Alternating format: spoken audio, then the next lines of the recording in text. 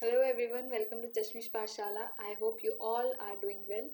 So, जैसा कि आपको पता है आर्मी पब्लिक स्कूल के एग्ज़ाम्स होने वाले हैं इसी मंथ में और हमारा सीटेट का भी नोटिफिकेशन आउट हो गया है. कुछ कुछ जगहों पे केवीएस के भी एग्ज़ाम्स हो रहे हैं लाइक स्टेट वाइज. तो काफ़ी कुछ है करने के लिए और एचपी टेट की भी नोटिफिकेशन आउट हो चुकी है. हिमाचल प्रदेश का जो टीईटी है उसमें भी साइंस के क्वेश्चंस आते हैं. सो मैं आप लोगों के लिए लाई हूँ टीजीटी केमिस्ट्री के कुछ क्वेश्चंस और टॉपिक्स जो बहुत ही ज़्यादा इम्पॉर्टेंट हैं और जब मैंने एग्ज़ाम दिया था तब भी आए थे और आते हैं ऐसे क्वेश्चन हर टीचिंग एग्ज़ाम में.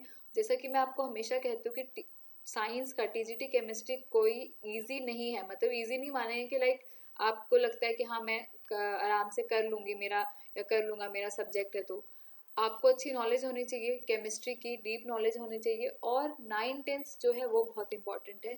सो लेट्स स्टार्ट. उससे पहले मैं अपने बारे में कुछ बताना चाहूँगी. My name is Preeti Pandey. I have done BSc MSc and BEd और अभी मैं करंटली अनअकैडमी में पढ़ाती हूँ. 9th-10th क्लास को मैं केमिस्ट्री पढ़ाती हूँ. तो आप लोग मुझे अनअकैडमी पे भी फॉलो कर सकते हैं. लिंक मैं आपको अभी बता रही हूँ, preeti.pandey3303. तो उससे आपको क्या मिलेगा, वैसे तो मैं सीटेट एस्टेट वालों को नहीं पढ़ाती वहाँ पे, बट आपको क्या मिलेगा जो 9-10th के टॉपिक्स हैं वो आप मेरी लेक्चर्स अटेंड कर सकते हैं जिससे आपको फ़ायदा होगा. आपका कॉन्सेप्ट बनेगा और आप लोग अच्छी तैयारी कर सकते हैं क्योंकि 9-10 बहुत ही इम्पॉर्टेंट है जब अगर आप टीजीटी का कोई भी पेपर देना चाहते हैं. In fact TGT army public school में मैंने जब पेपर दिया था तो कुछ ऐसे भी क्वेश्चन थे, 2-3 क्वेश्चन थे जो 11th-12th के भी थे. वो हमें करने की ज़रूरत नहीं है. अगर आप सिर्फ 10 तक का भी कर लेते तब भी सफिशेंट है. So let's start. So this is something जहाँ पे आप मुझे फॉलो कर सकते हैं, मुझसे पूछ सकते हैं कुछ भी. तो मेरा अनअकैडमी पे यूज़र नेम है preeti.pandey3303. You can use my code Preeti to get 10% discount on your subscription plan. You can connect with me on Telegram. preeti_pandey01 है मेरा टेलीग्राम चैनल का लिंक.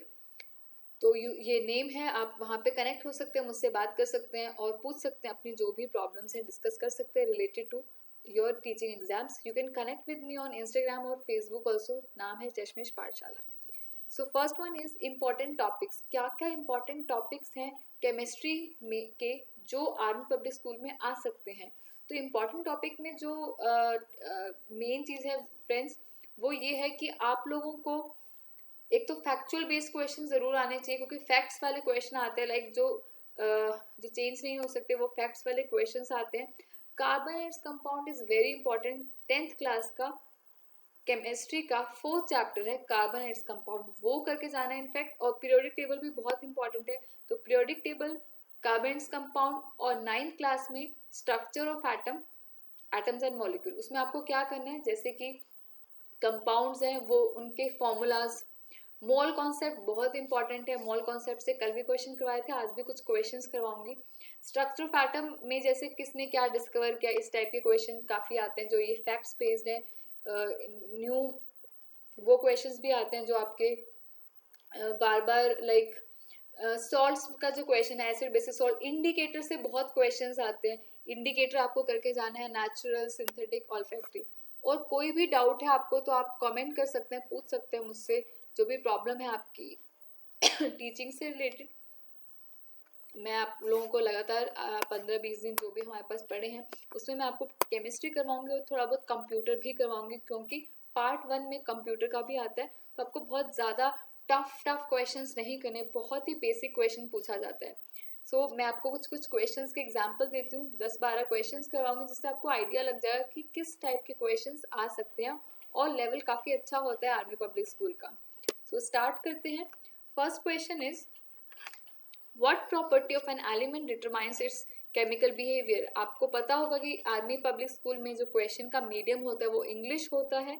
तो इंग्लिश में ही क्वेश्चन है कि जो कोई भी एलिमेंट होता है उसकी कौन, मतलब उसके बारे में बताना, वो कौन बताता है, उसकी सारी केमिकल प्रॉपर्टी कौन बताता है. जैसे कि हमारे जन्म की कुंडली होती है, नाम से और डेट ऑफ बर्थ प्लेस से पता चल जाता है, हमारी सारी कुंडली निकल जाती है. वैसी एलिमेंट्स की कुंडली कौन निकाल सकते हैं, वो size of an element, valency of an element, molar mass और none of this. So valency of an element will be the correct answer. ये सही ऑप्शन होगा. वैलेंसी से पता चल जाता है कि वो कितना रिएक्टिव है, लूज करेगा, गेन करेगा, कैसे बॉन्डिंग करेगा। Next question, which of the following statement is incorrect about the structure of atom. Structure of atom के लिए कौन सा स्टेटमेंट गलत है। The whole mass of an atom is concentrated in the nucleus. सभी पूरा जो मास होता है वो न्यूक्लियस पे कॉन्सेंट्रेटेड होता है, ये तो बिल्कुल सही है। The atom is an indivisible particle. Yes, atom indivisible होता है। इनडिविजिबल मीन्स वो डिवाइड नहीं कर सकते, ये इनकरेक्ट है। Yes, we can divide atom as electron, proton, neutron. The atom as a whole is neutral. पूरा न्यूट्रल होता है, ये भी बिल्कुल सही है। All atoms are stable in their basic state. Basic state में ये सभी स्टेबल होते हैं, ये भी बिल्कुल सही है। तो नहीं, ये कोई जरूरी नहीं होता कि सभी बेसिक स्टेट में स्टेबल हो। For example radioactive elements, तो ये second and fourth both incorrect हैं, तो सी होगा correct answer. Which of the following pairs are isobars. अब ये भी बहुत इंपॉर्टेंट क्वेश्चन है। Isobars, isotope, average atomic mass, ये सब क्वेश्चंस आते हैं।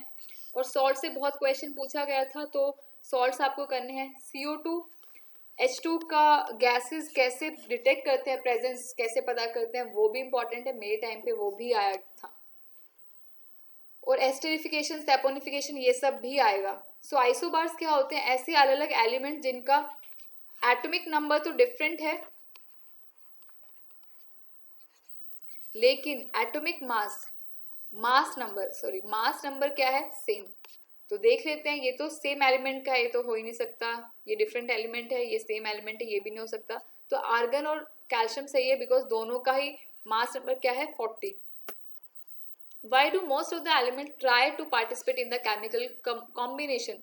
ज्यादातर एलिमेंट्स क्यों केमिकल रिएक्शन में पार्टिसिपेट करना चाहते हैं।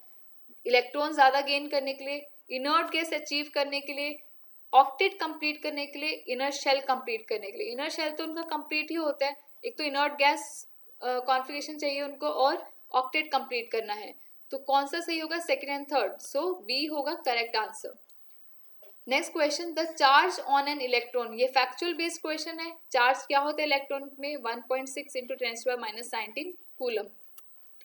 विच of the following represent 1U। 1U एक यूनिफाइड मास क्या होता है, 1/12 ऑफ कार्बन 12 एटम का मास। तो 1/12 × 12 करके 1 ही आता है, तो 1 AMU ये होता है। तो 1/12 of mass of carbon 12 atom सही होगा। Law of constant proportion. Law of constant proportion क्या था, ये भी बहुत इंपॉर्टेंट है दोनों laws. Law of constant proportion ये था कि कोई भी सोर्स आप लो, लेकिन एलिमेंट्स अगर एक कंपाउंड बनता है तो सभी एलिमेंट्स कंबाइन होते हैं in a fix ratio by mass. और ये दिया गया था डाल्टन, प्राउस, लेवोइजर और बर्जेलियस। तो ये दिया था प्राउस ने, जोसेफ प्राउस, इसीलिए इसको प्राउस लॉ भी बोला जाता है। Next, which of the following is not correct according to Dalton's atomic theory. इनमें से डाल्टन ने एक अपनी थ्योरी दी थी, पोस्टुलेट्स दिया था, इनमें से क्या सही नहीं है उनकी थ्योरी के मुताबिक। Matter is made up of atom, ये तो उन्होंने बोला था। Atom of all substances are identical in all respect, ये भी उन्होंने बोला था। Atom combine in a simple whole number ratio, yes. Atom of 2 elements can combine to form more than 1 compound, ये भी बोला था। करेक्ट क्यों क्या नहीं है, करेक्ट ये तो सब बोला था, लेकिन कुछ कुछ चीजें करेक्ट नहीं है। Atom of all substances are identical in all respect, और सिंपल होल नंबर रेशियो में कंबाइन नहीं होते, जैसे कि C12H22O6 ग्लूकोज बहुत बड़ा है इसका नंबर।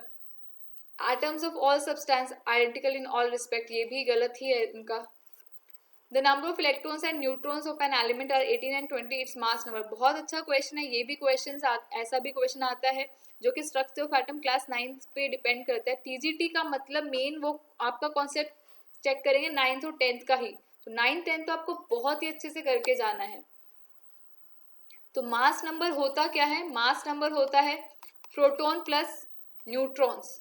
तो प्रोटॉन्स गिवन है हमें, प्रोटॉन्स नहीं गिवन है, लेकिन हमें पता है कि जो न्यूट्रल एटम होता है उसका प्रोटॉन का नंबर और इलेक्ट्रॉन का नंबर हमेशा सेम ही होता है। तो प्रोटॉन है 18 और न्यूट्रॉन जो इलेक्ट्रॉन होगा वही प्रोटॉन होगा, तो 18 + 20 ये आ गया आपका 38। तो आंसर क्या होगा friends, 38। Next, which of the following elements has the last electron present in the N shell. Electronic configuration का क्वेश्चन है, वैलेंसी का भी क्वेश्चन आ सकता है, एटॉमिसिटी पे भी क्वेश्चन आता है, तो हमें बताना है last electron present N shell में, तो आपको उसके लिए एटॉमिक नंबर पता होना चाहिए। तो पोटेशियम का एटॉमिक नंबर है 19, तो इसका कॉन्फ़िगरेशन करेंगे तो ये आएगा 2881। सोडियम का 11 होता है तो 2,8,1। क्लोरीन का 17 होता है तो 2,8,7। ऑक्सीजन का 8 होता है तो 2,6। तो KLMN, तो एन शेल में सिर्फ इसी का ही है, ये क्या है, पोटेशियम, तो ए होगा correct answer. Valency of phosphorus, तो यहाँ ध्यान रखना है कि फॉस्फोरस की दो वैलेंसीज होती हैं, 3 और 5, ठीक है। तो 3 और 5 बोथ होगा आंसर, यानी वो PCl3 भी बनाता है और PCl5 भी बनाता है। Which of the following statement is always correct, हमेशा सही रहता है, ये कौन सा स्टेटमेंट है। An atom has equal number of electron and proton, atom के इक्वल होते हैं electron proton. Atom has equal number of electron and neutron, नहीं। Atom has equal number of proton and neutron, ये भी जरूरी नहीं है। Atom has equal number of electron proton neutron, ये भी जरूरी नहीं है। तो सिर्फ क्या इंपॉर्टेंट है, क्या हमेशा करेक्ट है, क्या हमेशा सही है, कि न्यूट्रल स्टेट में इलेक्ट्रॉन और प्रोटॉन का नंबर हमेशा सेम रहता है। So that's it. I hope आप लोगों को थोड़ा सा आइडिया लग गया होगा कि कैसे क्वेश्चंस आएंगे आपके आर्मी पब्लिक स्कूल के एग्जाम में। कोई भी डाउट है आपको तो मुझे आप कमेंट कर सकते हैं, या फिर टेलीग्राम पे भी आप मुझसे बात कर सकते हैं, पूछ सकते हैं जो भी प्रॉब्लम है आपको रिगार्डिंग CTET, AWS, HP-TET या कोई भी टेट एग्जाम्स के लिए। और मेरे सारे एग्जाम क्लियर हैं। HP-TET तो मैंने नहीं दिया, मुझे ज़रूरत नहीं थी, बट हाँ मुझे काफ़ी अच्छी नॉलेज है, आप बोल सकते हैं। अगर आप मुझसे पूछेंगे, अगर गाइडेंस लेंगे तो डेफिनेटली कुछ अच्छा ही आउटपुट निकलेगा, आई एम श्योर। तो क्योंकि एक्सपीरियंस मैटर करता है, मैंने काफ़ी एग्जाम्स दिए और 1 गो में क्रैक किया है exam, including this army public school exam. तो आप लोग मुझसे पूछ सकते हैं, आप मुझ पर ट्रस्ट कर सकते हैं और कमेंट डाउन करके बता सकते हैं कि आपको और क्या चाहिए, या फिर आप टेलीग्राम पे मुझसे बात कर सकते हैं, पूछ सकते हैं जो भी आपकी क्वेरी हो। So thank you.